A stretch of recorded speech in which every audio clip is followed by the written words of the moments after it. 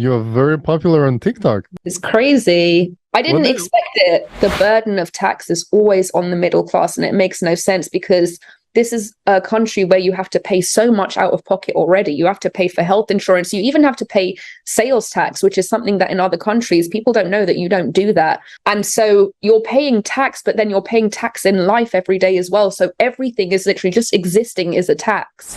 What's happened in America is just that it's going too far. The rich are getting too rich and the poor are getting too poor because of the wealth gap. And it's like, if you don't have money, you're basically dead in this country. Then it becomes this kind of crazy race to try and acquire anything that you can. And I think that's one of the main problems we have, is that people are really stuck on not being able to see how we can be better. And I think when we get into that mindset where we're all starting to think of how things can be better and we actually have hope for it, then we have a much better chance of getting there.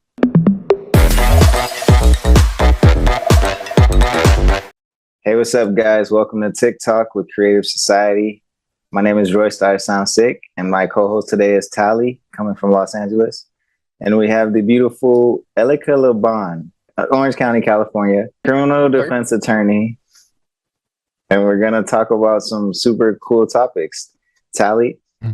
Yeah, so the way I came across Erica's profile on social media is because she was very passionate about expressing her opinion on education. And I feel like this is exactly what we need right now, people to just be vocal about the things that we want. Like, this is so easy right now because we live in the country where like we have all legal and all like conditions for peaceful transition into a better society than it is right now.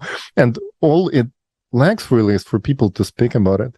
And the way you articulated, Erica, it was amazing because you say, who wouldn't benefit from people getting good education? And think about it, everything you have a doctor, you have a teacher, it's because someone made the choice to get educated and to contribute to the society. I was like, this is everything I stand for myself. So it's amazing to have you here with us, and thank you so much for joining us. Thank you for having me.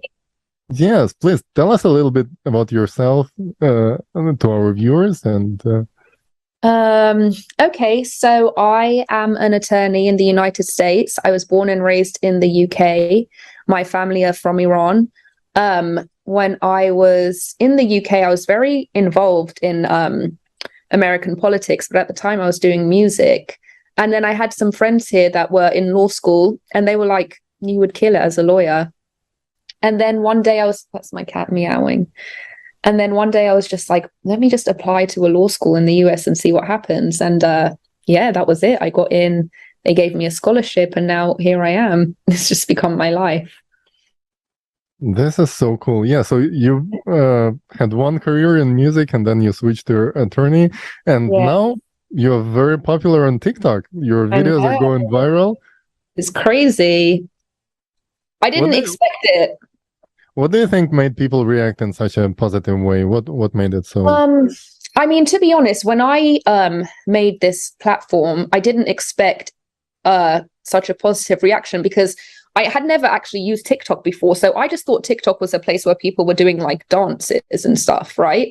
I didn't know that there was like an academic, educated audience on TikTok. So I just got on TikTok, you know, and I just made one video and I woke up and it had like tons of views. And I was just like, okay, I didn't expect that at all. And then after it kind of started to go viral, I guess, in my opinion, it's just that there's kind of, in this time here in the US, there's kind of like a vacuum of knowledge. There's like a vacuum of, you know, I don't want to say it's a vacuum as in there is no knowledge, there is no education. It's just that there's so many, my cat's going to knock down my tree. There's so many pockets of places where you just can't get that, you know? And I think so there was such a thirst for it, such a thirst for knowledge that it actually just took off. Definitely. And there is a request from the public, and we, as volunteers of the Creative Society Project, stand in for the very same thing. So education, so is healthcare, high quality healthcare, are basic human rights, and they should be available to everyone. And we had just this past Saturday, and 24th of September 2022, we had online conference, Global Crisis USA, where we covered the biggest threats to our society, and we asked people what do they consider as problems. And of course, people concerned with economy, people concerned with shootings, mass shootings. Like, why do we live in a society where this is almost normalized, that once a week or twice we witnessing this sort of things happening? And we have a solution presented as well based on people's request. What do people want society to be like? So, and today we have a couple of short clips to watch with you and to hear your reaction. What do you think about people's words? So yeah, let's kick it off with the first video, which I believe is going to touch upon education as well. Okay, let's go. The facts that we just heard are quite disturbing. Can we see that first graph? Income inequality is devastating. Middle class is shrinking faster than ever before. Society is polarized, and you can see how the wealth of the general population has been decreasing for decades. But look at the way it plunged since 2020. If that's not the beginning of a crisis, then I don't know what is. $5, let's say gas, or your groceries, you used to spend $200 a month, now you're spending $700 a month. It's not sustainable. When it comes to the cost of rent, home buyers, it's getting tougher and tougher to be a home buyer. We got all these corporations coming in, buying residential homes, making it tough for the regular mom and pop people trying to become a homeowner. So that's making it tough for the American dream to become true. If the prices raise the way they are, where are people going to live? Well, I think a lot needs to change economically with respect to class and the redistribution of wealth, our tax system, the way our government operates. Well, I would say just time freedom, financial freedom, because everything that is revolved around money. And I feel like if we just have more freedom in that sense, then we could live a lot happier life and also lead the new generation to generational wealth. When you don't have the financial freedom, you are giving up on many things that you might be able to do otherwise. Economy. No inflation. The first thing that will happen in the creative society is writing off all debts and loans from private individuals, abolition of real estate taxes and personal property taxes. There will be no loan interest rates. We will start with a clean slate. All of this will be possible due to a new format of economy that will be designed to benefit the interest of every American. It takes the financial burden off of every family. Once you learn about the Creative Society, visit the website creativesociety.com and click the Join Us button. The faster the majority of the population is informed, the sooner we can form a public request or an electoral demand. Only then we can get to the next stage of implementing the Creative Society at the legislative level. So this was actually about economy. The educational one will be the next one. But this problem of debt slavery, really, and there is no, as we talk to the experts, there is not only not an economical model, but not even a math model to solve the debt slavery problem in here. And we see already in the education field, there are steps to signing, like writing off the debt. First steps were taken. Wanted to hear your comments on that, and wanted to see if we can make some further steps. What would be further steps? And do you think people should create at least a request to discuss model of economy where inflation is not going to be possible, basically? Yeah, I mean, I think scaling it back, the reason that America got to this stage is because we kind of live in this state of like hyper-capitalism, It's not just capitalism, it's super capitalism. And capitalism is built around this model where you do have a massive class divide. And in order for capitalism to work, you have to have people under the upper hand, right? There has to be a working class. There has to be poor people in order for capitalism to work the way that it's intended. And I think that what's happened in America is just that it's going too far.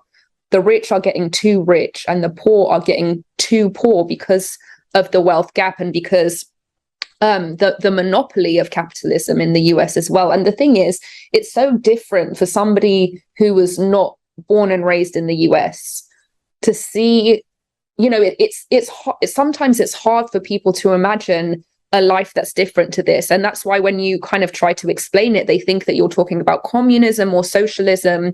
But you go to other countries, like I have really close friends who live in Sweden, and they have, like democratic socialism there. And it's just the way that they live, it's so different. Like they are much more community focused, they're much more community centered, and they're happy, and the things that they value aren't financial things, because they don't need those things to survive, because they're supported by their government. And when you live in this system where the government gives you nothing, and it's like, if you don't have money, you're basically dead in this country, then it becomes this kind of crazy race to try and acquire anything that you can. And then this whole notion of capitalism is reinforced, right? So I think that the way that we got here is just by placing way too much emphasis on capitalism and not enough emphasis on community. But I think, again, that goes back to the fact that if you don't have money, because you're so unsupported by your government, if you don't have money, you have nothing. So what else can you do? And then because the acquisition of assets is so important in this country, that allows, companies to exercise a monopoly over it. So they can, get you hundreds and thousands of dollars in the hole over housing, over education or whatever, because they know that you need it in this country. Because if you don't have it, you have nothing. So it's like a vicious cycle, Definitely so. And you know what else? That first graph that was on the screen, I don't know if technical support can bring it back on the screen. I wanted to hear your thoughts about it, because it shows that the decline in wealth of general population, it didn't start yesterday, didn't start in 2020. It has been going like that for decades. And you see the top 1% has been steadily increasing its wealth, while majority of population, despite the fact that the salaries can go up, they still losing their wealth. Mm-hmm. Mm-hmm. So what do you think of it? What kind of conclusions it gets us to? I personally think that because the state of this country is dire and it keeps getting worse, the mistake that our government keeps making is to overtax the middle class. The burden of tax is always on the middle class, and it makes no sense, because this is a country where you have to pay so much out of pocket already. You have to pay for health insurance. You even have to pay sales tax, which is something that in other countries, people don't know that you don't do that. Everything you have to pay out of pocket. And so you're paying tax, but then you're paying tax in life every day as well. So everything is literally just existing is a tax. But obviously with the top 1%, there's a tax bracket where, once you reach a certain limit, I mean, proportionally, the top 1%, it's paying pennies in taxes to them. It's pennies to them. And because the wealth is disproportionately skewed to the top 1%, and they're not being taxed in the same way, and the tax of the middle class keeps increasing, and the burdens and demands of the middle class keep increasing, I think that's how you get to this, very skewed wealth gap. One of the proposals of the Creative Society project is to completely eliminate the real estate tax. If you own the house, it's your house. No one has a right to take any money from you for your own property. Otherwise, it doesn't even feels like my property if I can lose it, right, because I didn't pay the tax to somebody. And RoyStar, maybe you have, as I know you have experience in real estate. What do you think of that? Yeah, I completely agree. And it'll be interesting to hear from the perspective of a lawyer. What steps do you think we would need to take in order to update this process, or kind of correct this process that's been going on with the tax issues on real estate? I mean, I don't really deal with real estate law, but I can look into it and get back to you. I will say that I don't think it would be easy, because trying to get tax off of anything you're going to have a lot of opposition. For sure. Okay. And now I think we're ready to get to the next topic, which is actually education, which is the very first reason why we came across your videos, because people love what you had to say about education and the problems. Many think that there is no way to solve them here in the US, that it went too far, but maybe we should really take some experience from the other countries and people who lived in other countries and have seen that it can be done in a different way. I would like to live in a society where educators are paid more money, police protection, policemen are paid more money, that you will put education and safety first. There's nothing more vital than we can do than public education and having a good education system for everyone, regardless of whatever their own family financial situations are, including access, of course, into higher education, where you don't have to go in debt for the rest of your life. In the Creative Society, education at any level will be free and available to absolutely every person. Thanks to a new approach to education and advanced technology, you will be able to study and learn new skills anytime and anywhere, as well as easily change careers. Education will no longer be a chore. The process will be engaging and exciting. For example, with the help of VR glasses, you will study the human body from inside, traveling among molecules. In the Creative Society, you will be able to study at any university in the world and learn any profession you want.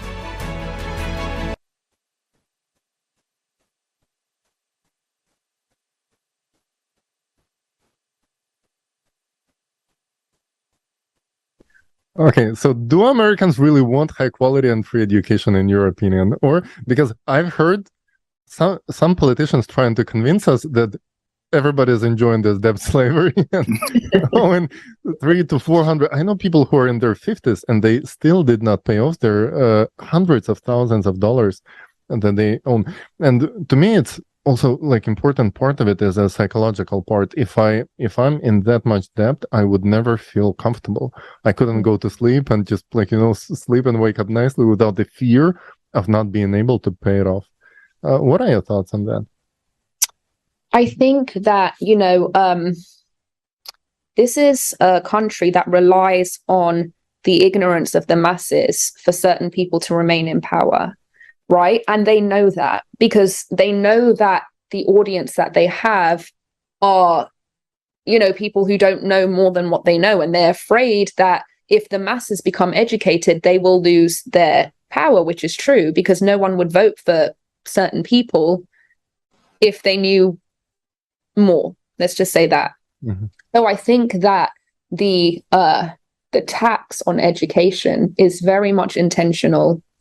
I think that they do not want to have an educated majority in this country. I think if there was an educated majority in this country, a lot of people would lose power and there would be a total societal restructuring, which is something that they're also afraid of. So they do rely on keeping people dumb. So I think that the cost of education keeps increasing in direct correlation to their need to keep people suppressed. So do I think that free education is something that's possible here?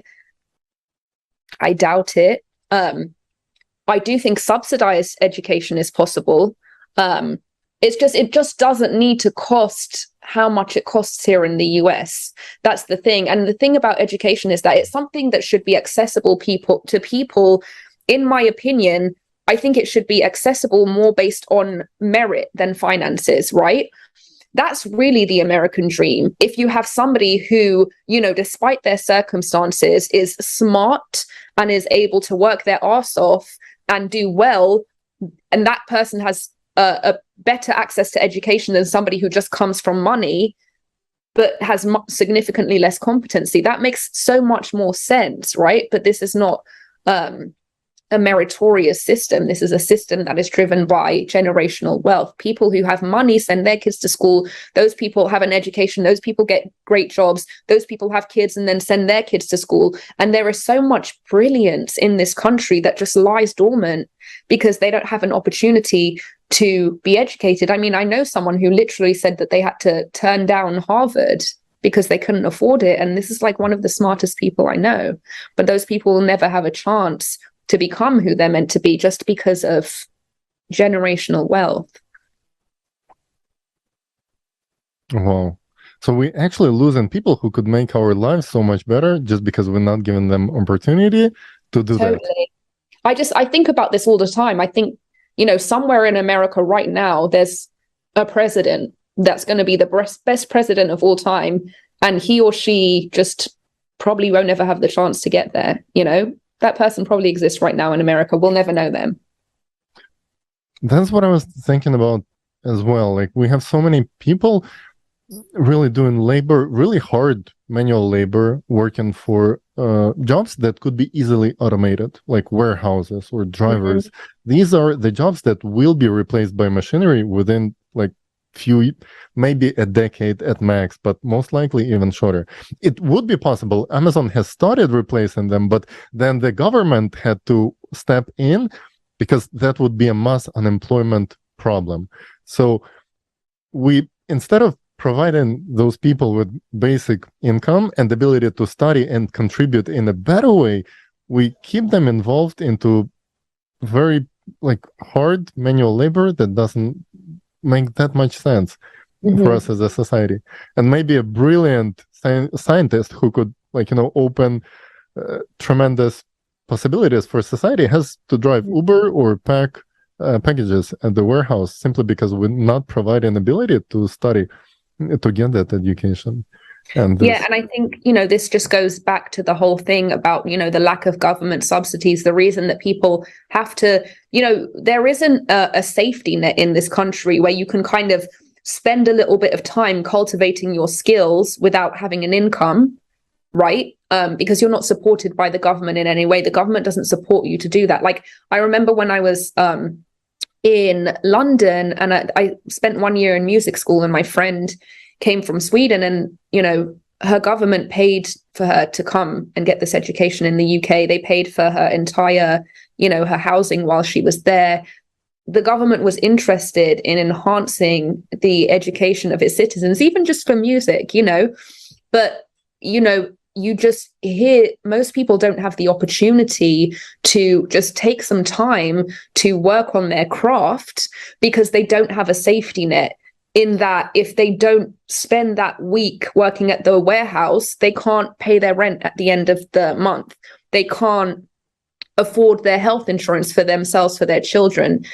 They don't have an opportunity to even cultivate the skills that they would need to go beyond that. And that's just so intentional. It's so intentional that they keep you working in the warehouse because you have potential to be so much more, but they structure it so that you can never find out. At the very same time, America is this unique country that has such a positive image in the world, and for a good reason, because it's the most prospering country, that it actually doesn't need to educate its own people, because the most educated, well-educated people who got educated by the governments in other countries come here because they are attracted by the image of freedom and possibilities. So in a way, it's a system that's designed to steal brains from other countries, and we see it here. It's beautiful. It brings diversity and everything, but do we have to sacrifice the education of our own American people here in the US? RoyStar, what do you think about that? I think you guys are exactly right. And I think that education, the more educated the people are, the more educated their decisions, right? So I think it's definitely by design why they set up the education system the way that they do, as you both stated. But I definitely think we definitely need access to free education just so that we can make better decisions with our lives, with our time, and make better choices when it comes to finances, when it comes to our families, just overall in general. The more educated we are, the better life will be, Yeah. And I think this also goes back to just, reinvesting in our communities. even if you have community college, right, we can restructure our budgets so we are investing more in community-based solutions to education, right? We're increasing the quality of our educators through our budgets.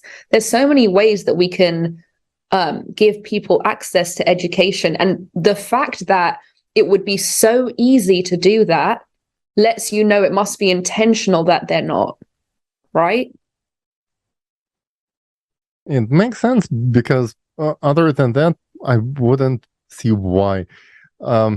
Especially with the technological advances that, like in this video, VR glasses allow you to be present at the lectures in any best university in the world.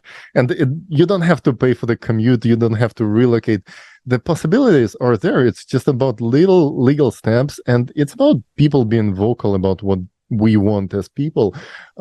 We call this like positive vision of the future. We call it creative society, but it's really not about the name. It's about the essence that people have to not only fight against the negatives of the current state, but also have the positive vision of what do we actually want our society to be like.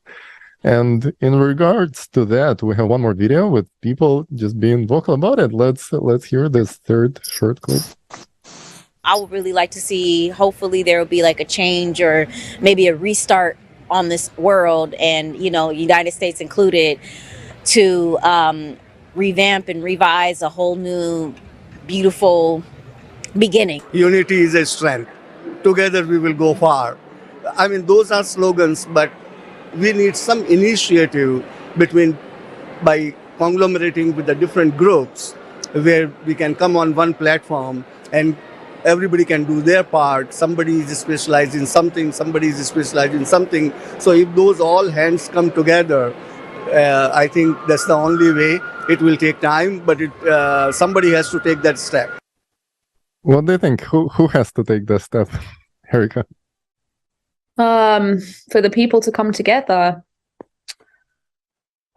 I think, gosh, I don't know. I don't know who has to take the first step, but I know that this is a country that is deeply divided, and it's deeply divided.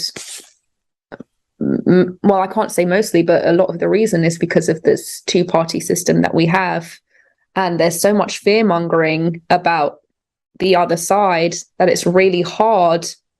I mean, I don't even know if it's possible to get this country to unify at this point, but I do know that there are a lot of people that want that.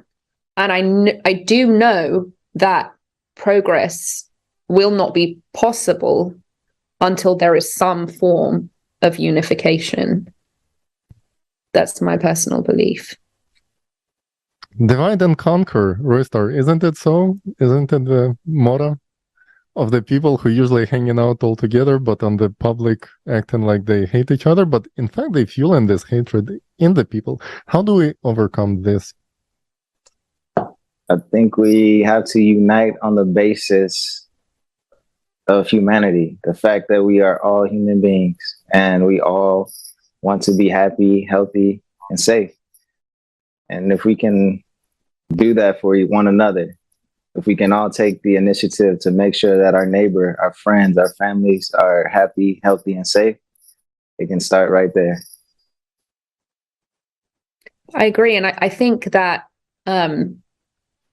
if people listened to each other and what people really wanted and how people really felt, they would realize that we're probably more on the same page than they realize, right? There are so many things that I talk about on my page that are, controversial, and people are like prison abolition, for example. And people are like, it's like a Republican's worst nightmare. But when you listen to what prison abolition is actually about, which is restructuring our society so that we don't have those types of crimes in the first place, so we don't need a prison to punish people for them, they realize that we're actually all on the same page. We're all on the same page, which is crime prevention. We just have a different strategy because that strategy doesn't work. So it's like this clash of ideals when in fact both people are looking for the same thing, and that's what we need to focus on. You know, it's so interesting that you brought up the prevention of crimes instead of solving because nobody is actually talking about this. And I feel like we live in a society that is afraid of prevention of problems because the profit is being made on the problems. So, for example, when person gets into a prison, it costs us as like Californians here, $87,000 a year to keep that person like in the prison, because like 30,000 goes for the healthcare and so on and so on, and all the prisons are private and so on, so they charge. It's a huge business, so they want people to be in there, at least those who make money on it. And the very same problem like, so first of all, wouldn't it make more sense to spend 87,000 dollars on people before they commit crimes, to create conditions in which they wouldn't have to commit a crime simply to survive? 100%. Most of the time it's out of necessity. It's people who have nothing to lose because they don't even have food to put on the table. That's why they commit crimes, and it's such a common thing. And when it comes, it's just a issue that is everywhere through our society. If we take healthcare, for example, technologists that do preventative care, would they be accepted by the society, by the companies?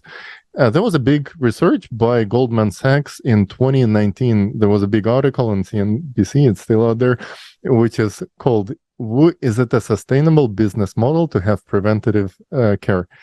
And it's not. Gene medicine that actually can, the investors and the pharmaceutical companies and everyone who was questioned, they said, we do not want that because that is not a sustainable business model, which is going to make our profits smaller during the time. So we're going to do everything possible. We're going to lobby against the gene medicine, against all the technologies that do preventative care. And that brings us to the main question, the main foundation of the creative society. Human life should be above the profit. If we keep on living in a society in which profit is above human life, where is it going to take us? No, exactly. And this is the thing. All of these systems, all of these social infrastructures are centered around the same thing, which is treating symptoms because the profit is in the symptoms, right? So the symptoms of crime, the profit is in the correctional facilities, right, and the police budgets.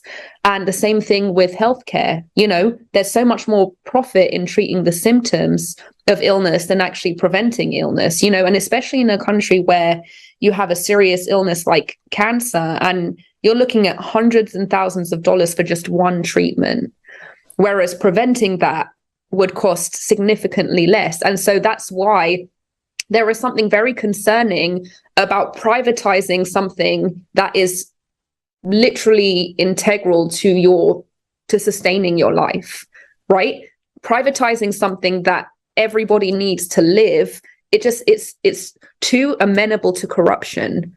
And so it just shouldn't be something that's private in the first place. There should be a public healthcare system, right? But as you said, because there's so much profit in privatization of healthcare, privatization of prisons, those people who hear this kind of the stuff that we're talking about, right? Prison abolition or whatever, those are the people that create the propaganda to prevent that, right? So when you want to talk about keeping our society safe, you know, as a criminal defense attorney, every single client that I've ever represented, I could pinpoint the exact moment in time where the system could have stopped them from becoming who they became or doing what they did, right?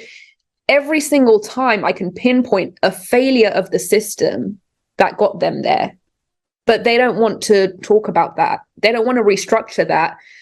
If their goal is they say their goal is safety, and yet they don't want to have a conversation about how to actually make our country safer.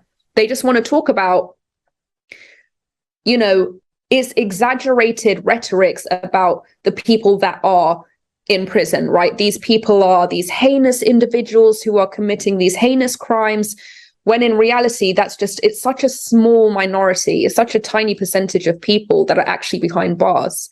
And for most of the people that are imprisoned, it is because of a systemic failure, and they don't want to address the systemic failure in order to reduce the rate of mass incarceration, because they want to keep people incarcerated because they profit from doing that. So, and people will listen to that propaganda, right? Because they're scared. They listen to the fear mongering and they're like, whoa, sounds like we need all these prisons and police, because sounds like it's real bad out there. And it's just like, it's a vicious cycle. It is so. And the why we call the conference Global Crisis, because it's like every single part of the society, whatever we take. We took refugee camps, for example, and we found out the shocking fact that it cost just as much money to get a permanent residential solution for a person as to keep a refugee for 1 year in a refugee camp. But those camps exist for years, if not decades, with people simply because it's profitable.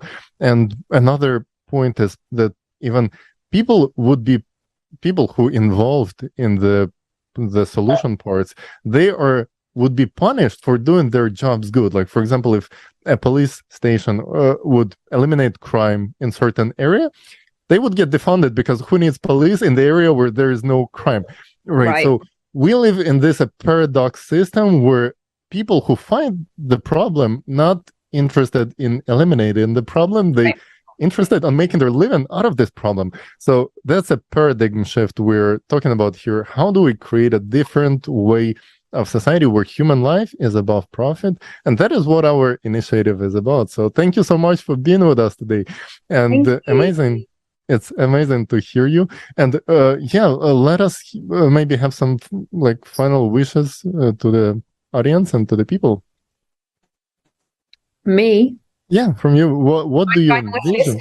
Oh gosh. I think the most important thing right now for the future of this country, I mean, not that I'm anyone to say what it is, but in my opinion, is that people just remain open and curious about things that they don't necessarily understand, or things that they think that they hate, or things that they think are some type of like enemy movement, to just remain open to the potential for good things without thinking that those things are going to, cause you harm or be have a negative impact.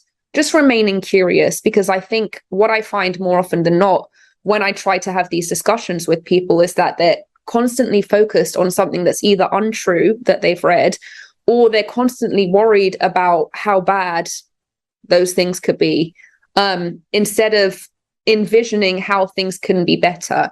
And I think that that's one of the main problems we have, is that people are really stuck on not being able to see how we can be better. And I think when we get into that mindset where we're all starting to think of how things can be better, and we actually have hope for it, then we have a much better chance of getting there. Thank you so much. Beautiful words. RoyStar, what do you think? What is in the reach of each person to actually make a step towards something good? Educate yourself, become self-aware, and open your heart. You know what I mean? Be a human being, and know that we are all humans and we're all one humanity, and we can make things better. But the chance and the choice, it starts with us. So that's what I would definitely have to say. Beautiful words, and thank you both for being with us today. Thank you, all our dear viewers.